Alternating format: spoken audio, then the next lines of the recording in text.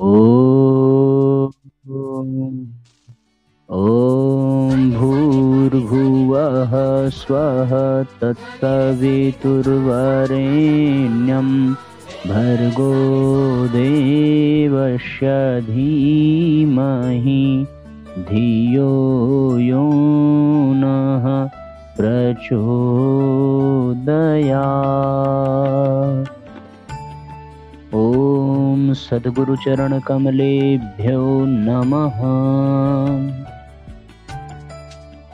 सभी आत्मीय बंधुओं को सादर प्रणाम। सभी का बहुत बहुत स्वागत है साथियों। आज के सत्र में ऑनलाइन दैनिक स्वाध्याय का 711वां एपिसोड हम सभी प्रारंभ कर रहे हैं। आज का जो अध्याय है, परमात्मा को जानने के लिए अपने आप को जानो।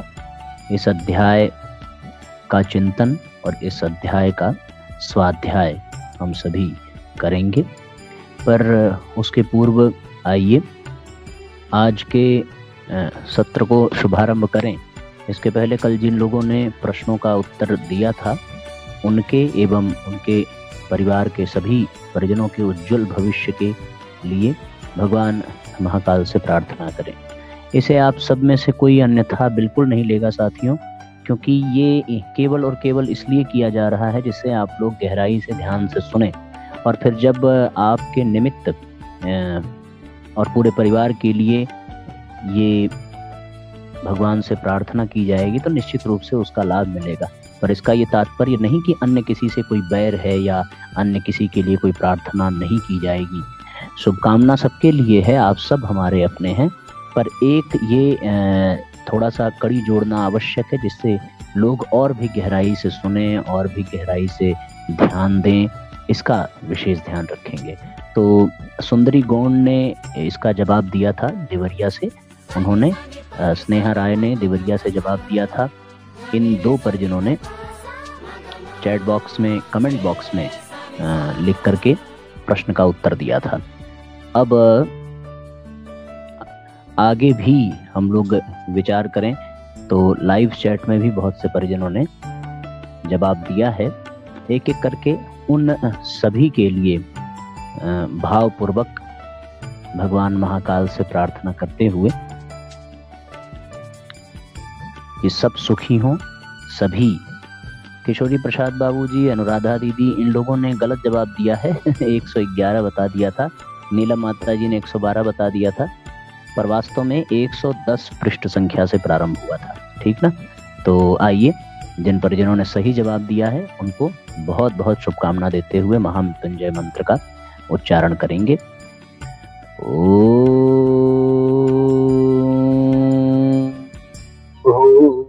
भूर्भुवः स्वः तत्सवितुर्वरेण्यं भर्गो देवस्य धीमहि धियो यो नः प्रचोदयात्। ॐ त्र्यम्बकं यजामहे सुगन्धिं पुष्टिवर्धनम् उर्वारुकमिव वन्दनान् मृत्योर्मुक्षीयमामृतात्। भगवान महाकाल से आप सभी के लिए प्रार्थना। एक क्रम इसमें और भी जोड़ने का मन है, ऐसी प्रेरणा हो रही है कि मैं अपने बड़े भाई रविकांत भैया से निवेदन करूंगा कि जो परिजन सही उत्तर दे रहे हैं उनको और भी आध्यात्मिक लाभ मिले, उनके आध्यात्मिक विकास के लिए सवेरे यज्ञ में उनके निमित्त जरूर महामृत्युंजय मंत्र से आहुतियां दी जाएं। तो इस प्रलोभन में और इस आध्यात्मिक लाभ के लिए और भी लोग ध्यान से स्वाध्याय सुनेंगे और वो जवाब देंगे। तो ये भैया प्रार्थना स्वीकार करिए और सवेरे प्रतिदिन कल्याण की भावना से, आध्यात्मिक विकास की भावना से इन परिजनों के लिए विशेषकर आहुति दें। भले इनका जन्मदिन, विवाह दिन ना हो, पर जो लोग सही जवाब दें प्रश्नों का, उन्हें तो अवश्य आहुति देनी चाहिए उनके लिए। ये ठीक रहेगा ना? ऐसा भाव है। बाकी जैसा आप लोग उचित समझें तो भैया आप ऐसा कल से करिएगा। तो स्नेहा राय के लिए, सुंदरी जी के लिए आप कल जरूर आहुति दीजिएगा। इसी तरीके से और भी लोग जब आज के प्रश्न में अपनी भूमिका निभाएंगे और सही उत्तर देंगे तो फिर उनके लिए कला होतियां, ठीक है ना। ये क्रम भी चलना चाहिए, अच्छा रहेगा। परमात्मा को जानने के लिए अपने आप को जानो, आज का अध्याय है। संत वासवानी से एक दिन कुछ लोगों ने प्रश्न किया, भगवान क्या है? भगवान ज्योतियों की ज्योति है, मध्यवर्ती सूर्य है। उन्होंने उत्तर दिया, क्या उत्तर दिया? कि भगवान ज्योतियों की ज्योति है, मतलब प्रकाश भी उनसे प्रकाशित होता है और प्रकाश देने की शक्ति प्राप्त करता है। मध्यवर्ती सूर्य है। मध्यवर्ती सूर्य का अर्थ केवल सूर्य है ऐसी बात नहीं है। मध्यवर्ती सूर्य मतलब सूर्य के मध्य का भाग, मध्य का भाग यानी सूर्य की भी आत्मा जो है, अर्थात सूर्य का भी जो स्वामी है, उसको सविता कहते हैं, वो मध्यवर्ती सूर्य है। तो सूर्य का प्रकाश भी जिसके कारण है वह परमात्मा है, वह भगवान है। लोगों ने फिर प्रश्न किया, इस ज्योति से, मध्यवर्ती सूर्य से अपना नाता कैसे जोड़ें? वासवानी ने पुनः समझाया, बस सूर्यमुखी बन जाओ। जैसे सूर्यमुखी सदैव सूर्य के प्रति मुख किए रहता है, यद्यपि उसकी देह में अन्य क्रियाएं अपनी मर्यादा में चलती रहती हैं। जड़ें रस खींचती रहती है, पत्तियां सांस लेती रहती हैं, हवा में वह हिलता डुलता रहता है, पर उसका सूर्यमुखी नाम इसीलिए पड़ा क्योंकि वह सदैव सूरज की ओर मुख किए रहता है। इसी तरह परमात्मा को पाने के लिए सदैव परमात्मा की ओर मुख किए रहो। किंतु सूर्यमुखी बने कैसे? लोगों ने तीसरा प्रश्न किया। उन्होंने उत्तर दिया कि अपने हृदय को तीव्र अभिप्सा से भर लो। एक बार खूब अच्छी तरह निश्चय कर लो कि मनुष्य जीवन का ध्येय अनंत ऐश्वर्य, सुख, संतोष, शांति प्रद परमात्मा की प्राप्ति है। जब वह तुम्हारा लक्ष्य बन जाएगा तो भगवान की ओर मुख किए रहोगे और धन्य हो जाओगे। बहुत सुंदर प्रश्न किया है। ईश्वर प्राप्ति की सच्ची आकांक्षा का होना ही प्रधान बात है। परमात्मा कहीं अन्यत्र नहीं है, उसे ढूंढने, प्राप्त करने और पहचानने का प्रयत्न नहीं किया जाता। इसीलिए अधिकांश लोगों के हृदय अंधकार से भरे हैं। लोगों के भीतर तामस का, रात का, ज्ञान का राज्य है। जब अपने हृदय को ही जीवन का केंद्र बिंदु बना लिया जाता है तो आनंद स्वरूप परमात्मा का अस्तित्व वहीं झलकने लगता है। उसे ढूंढने के लिए कहीं भागने की आवश्यकता नहीं पड़ती। हमारा हृदय हमारी आत्मा के विश्वास का अंश है। जिस तरह सूर्य की किरणें सूर्य का अंश हैं पर पृथक दिखती हैं, उसी तरह आत्मा भी परमात्मा का अंश है पर पृथक दिखता है। अपने को, अपनी गहनतर आत्मा को विश्वात्मा का अंश जान लेना ईश्वर को जान लेना है। मनुष्य अपने शरीर के बाह्य क्रियाकलापों की व्यस्तता से कुछ गहराई में डूब सकता है।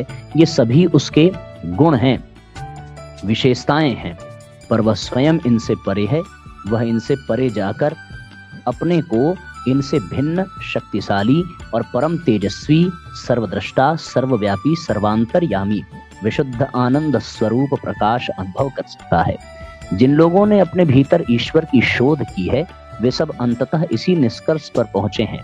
सबने यही बताया है कि मनुष्य चिंतन के द्वारा मन, बुद्धि और भावनाओं पर ध्यान जमाता हुआ आत्मा के अस्तित्व तक पहुंचता है और इसी अनुभव के बाद इस बोध को प्राप्त करता है कि वह परमात्मा, जिसमें आत्मा विकसित हो जाती है, आत्माओं से भी परे और सभी में एक ही प्रकार से व्याप्त है।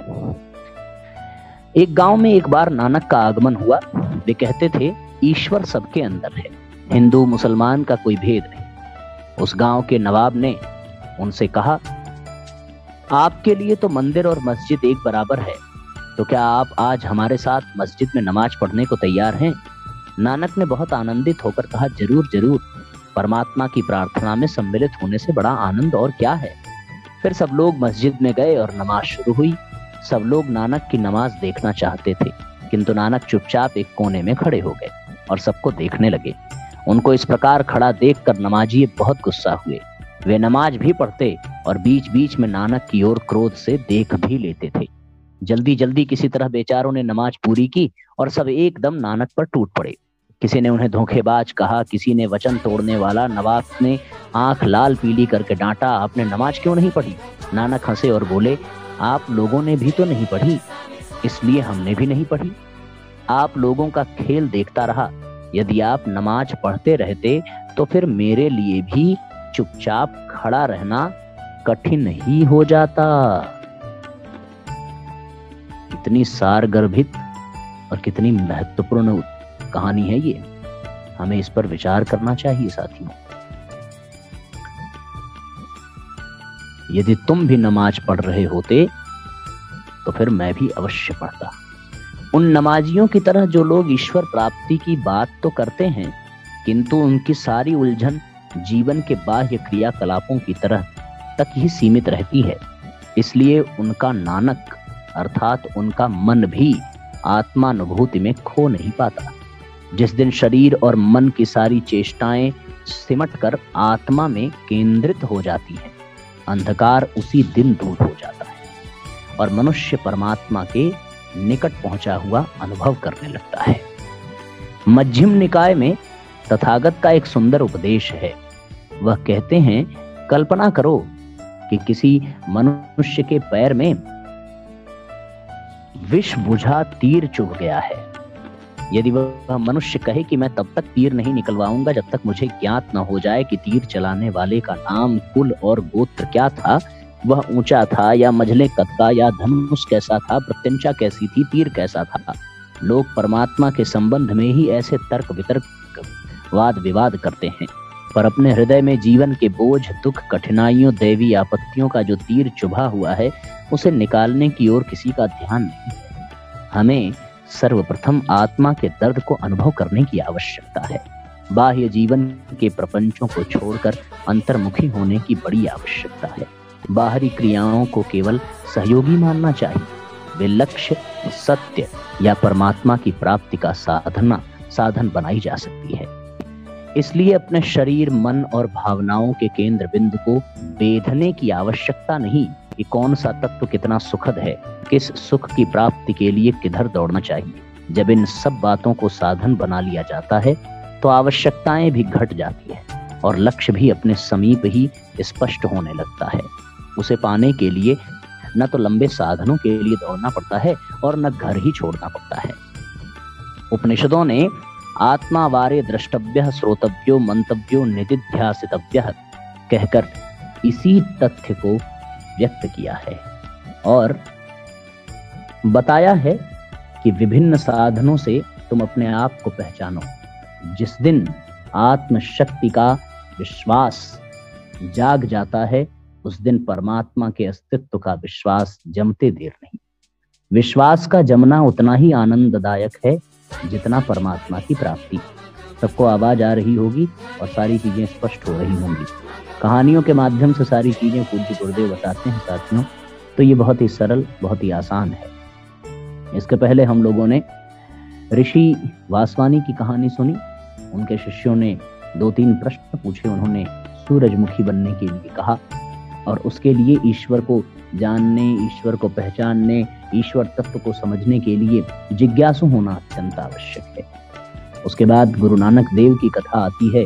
उन्होंने नमाजियों के साथ नमाज पढ़ने का वादा किया, पर वो एक कोने में खड़े हुए और ये देख रहे थे कि कौन नमाज पढ़ रहा है, पर वास्तव में नमाज पढ़ने का कर्मकांड तो अवश्य पूरा हुआ, पर नमाज पढ़ने में किसी का मन नहीं। तो फिर नानक रूपी मन जो है वो कैसे लग सकता है। एक तीसरी कहानी तथागत भगवान बुद्ध की, जो उनके माध्यम से भी पूज्य गुरुदेव यही कहते हैं कि जिस प्रकार से विष से परिपूर्ण तीर को निकालने की बजाय हम तीर के विषय में जानने की कोशिश करते हैं, उसी तरीके से यहाँ पर आत्मा में जो कुसंस्कारों के तीर लगे हुए, पहले हमें उनको निकाल करके आत्मा के दर्द को उसका निवारण करना चाहिए। उसके बाद ही बाहरी उलझनों में और बाहरी जानकारियों में फंसने की आवश्यकता है। मनुष्य अपनी छिपी हुई शक्तियों को पहचाने बिना शक्तिशाली नहीं बन सकता। जो जैसा अपने को जानता है या जिसकी जैसी अधिकता है, वह वैसा ही बन जाता है। अपने को जानना सब सिद्धियों में बड़ी सिद्धि है।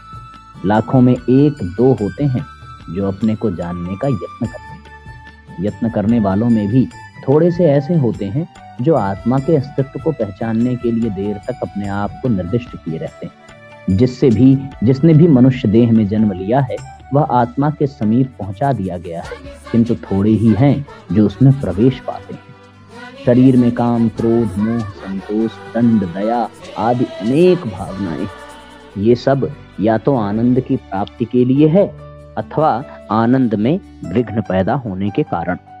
आनंद सबका मूल है, वैसे ही आनंद सबका लक्ष्य है। लक्ष्य और उसकी सिद्धि दोनों ही आत्मा में विद्यमान है। जो आत्मा को ही लक्ष्य बनाकर आत्मा के ही द्वारा अपने आप को वेधता है, वह उसे पाता भी है। आत्मा ही परमात्मा का अंश है, इसलिए आत्मा का ज्ञान हो जाने पर परमात्मा की प्राप्ति अपने आप हो जाती है। बहुत सुंदर विषय था साथियों।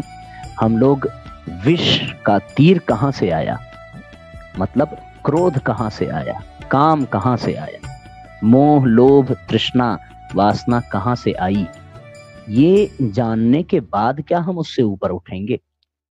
तथागत ये कहते हैं कि पहले जो विष से परिपूर्ण वो तीर लगा है, जो कुसंस्कार, जो प्रारब्ध, जो कुछ प्रवृत्तियां हमारे आत्मा में लगी हुई हैं, पहले उनका निवारण करना चाहिए और निर्मल स्वच्छ आत्मा को जानना चाहिए। जैसे ही हम आत्मा को जान लेंगे, वैसे ही हम परमात्मा को भी पहचान लेंगे, क्योंकि आत्मा परमात्मा का ही अंश है। आत्मा का ज्ञान होते ही परमात्मा की प्राप्ति हमें अपने आप हो जाती है। ये निष्कर्ष निकल करके इस अध्याय का आता है। अध्याय का नाम है साथियों कि परमात्मा को जानने के लिए आत्मा को जाने, और इसके लिए बहुत सुंदर तरीके से परम पूज्य गुरुदेव ने 2-3 कहानियों के माध्यम से हम लोगों को समझाया है। इस तरीके से आज का अध्याय पूर्ण होता है। और एक और बात आप सबसे बताऊं कि आज के तिथि में हम यहाँ चित्रकूट गायत्री शक्तिपीठ पर पहुंच गए हैं, और चित्रकूट के बहुत ही पवित्र और धार्मिक स्थलों पर घूमने का और दर्शन करने का सौभाग्य प्राप्त हो रहा है। साथियों, आप सब हमारे चिंतन में, हमारे स्मरण में हैं। आज गायत्री शक्तिपीठ में बैठ करके गायत्री माता से अपने स्वाध्याय के लिए, अपने देव परिवार के सभी सदस्यों के लिए बहुत बहुत शुभकामना, बहुत बहुत प्रार्थना कर रहे हैं, और उन्हीं का स्मरण करते हुए उन्हीं के प्रांगण में आइए गायत्री मंत्र का एक बार सस्वर उच्चारण करें और आज के सत्र को विराम देंगे। ओम भूर्भुवः स्वः तत्सवितुर्वरेण्यं भर्गो देवस्य धीमहि धियो यो नः प्रचोदयात्। सभी बंधु बांधवों को, सभी परिजनों को बहुत बहुत प्रणाम, बहुत बहुत धन्यवाद। साथियों, प्रश्नोत्तर का जो क्रम है, तो जो लोग उत्तर नहीं दे पा रहे हैं उन्हें निराश होने की कोई आवश्यकता बिल्कुल नहीं है, है ना। वो प्रयास तो कर रहे हैं। जैसे अनुराधा दीदी ने 111 बताया, किशोरी प्रसाद बाबू जी ने 111 प्रश्न संख्या बताई, नीलम माता जी ने 112 बताया। तो हो सकता है कि वो गलत हो जाए, पर आपका प्रयास ही और आपके उत्तर देने की जो आपका जो प्रयत्न है वो हमें प्रसन्नता प्रदान करता है कि आप सभी हृदय से, गहराई से स्वाध्याय से जुड़ रहे हैं और पढ़ रहे हैं और सुन रहे हैं, है ना। आज का जो प्रश्न है वो पूछना आवश्यक हो जाता है आज फिर से। तो आप सब लोग तैयार हैं ना? जल्दी से बताइए, पूछना प्रारंभ करूं? आज 1-2 प्रश्न पूछें या एक ही प्रश्न, जो भी हो, और आप सब गहराई से उसका तुरंत लिख करके जवाब दीजिए। तुरंत, नकल नहीं होनी चाहिए, बिल्कुल नहीं होनी चाहिए। तो फिर आपको ये प्रश्न पूछना है, प्रश्न का उत्तर देना है। आज का प्रश्न ये है कि ऋषि वासवानी जब अपने शिष्यों को बता रहे थे तो उनके शिष्यों ने उनसे 3 प्रश्न पूछे। अब तीसरा प्रश्न जो पूछा उन्होंने वो आपको बताना है कि शिष्यों ने तीसरा कौन सा प्रश्न पूछा था। वासवानी ऋषि से तीसरा कौन सा प्रश्न उनके शिष्यों ने पूछा था, वो तीसरा प्रश्न कौन सा था, ठीक है ना। पहला प्रश्न था कि ईश्वर कौन है, उसका उन्होंने उत्तर दिया था। दूसरा प्रश्न मैं बताऊंगा नहीं, पर तीसरा प्रश्न आपको बताना है। आज का प्रश्न है, वासवानी ऋषि ने अपने शिष्यों को जो ज्ञान की बातें बताई, तो शिष्यों ने वासवानी ऋषि से तीसरा कौन सा प्रश्न पूछा, ये आज का प्रश्न है। जो लोग जवाब देंगे उनको बहुत बहुत शुभकामना। कल उनके लिए विशेष प्रार्थना की जाएगी। आइए आज के सत्र को अब यहीं पर विराम देते हैं। आप सबको बहुत बहुत धन्यवाद, कोटि कोटि प्रणाम। और साथियों, चित्रकूट धाम से, भगवान राम की तपस्थली से आप सबको बहुत बहुत शुभकामनाएं, बहुत बहुत आशीर्वाद भगवान का प्राप्त हो। क्योंकि आज स्फटिक शिला पर जाने का सौभाग्य मिला, जहां माता सीता और राम दोनों लोगों ने थोड़ी देर तक विश्राम किया था और जयंत ने वहां पर चोंच मारी, जिसके बाद फिर भगवान राम के रामत्व का बोध जयंत को हुआ, जो इंद्र का पुत्र था। उस शिला को स्पर्श करने और उस पर बैठने का सौभाग्य आज गुरु कृपा से प्राप्त हुआ। साथ ही मंदाकिनी के उद्गम स्रोत को हम लोगों ने देखा, जो माता अनुसुईया के तप के कारण इस धरती पर अवतरित हुई और पूरे वन क्षेत्र को उन्होंने आप्लावित किया। साथ ही माता अनुसुईया और अत्रि मुनि के तपस्थली का दर्शन हुआ। मद्राचल पर्वत का भी दर्शन हुआ, जहां से एक हिस्सा काट करके समुद्र मंथन के लिए मथानी बनाने के क्रम में ले गए थे। तो ये सारा जो दिव्य और आध्यात्मिक ऊर्जा से ओतप्रोत प्राकृतिक स्थल है और हमारा इतिहास जिससे जुड़ा, इन सबको नमन वंदन करने का सौभाग्य प्राप्त हुआ। मैं अपनी प्रसन्नता आप सबके साथ शेयर कर रहा हूँ। इतना तो जब चलने फिरने लायक थे तब गुरुजी ने घूमने का अवसर नहीं दिया, पर आज वो उक्ति चरितार्थ हो रही है। पंगु चढ़ई गिरिवर बदन, और ऐसा गुरुदेव की कृपा से ही संभव है साथियों, और आप सबके आशीर्वाद से भी संभव है। आप सबका प्यार, आप सबका स्नेह, आप सबका आशीर्वाद, जिससे हमें बहुत बल मिलता है और हर असंभव कार्य संभव लगता है। गुरुदेव माता जी का आशीर्वाद आप सबको खूब खूब मिले। इन्हीं भावनाओं के साथ सबको प्रणाम, सबको धन्यवाद, सबको शुभ रात्रि।